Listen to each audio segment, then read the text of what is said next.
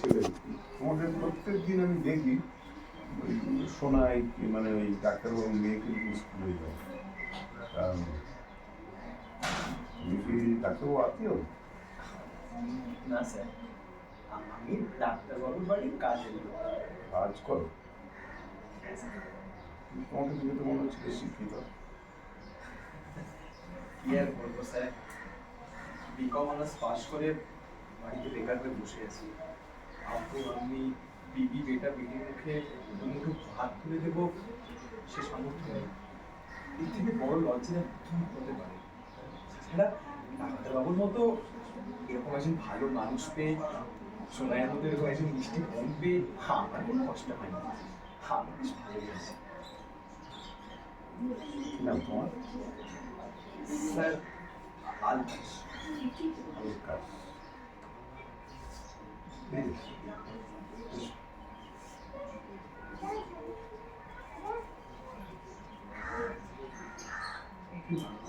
এই ধরনের লাইটটা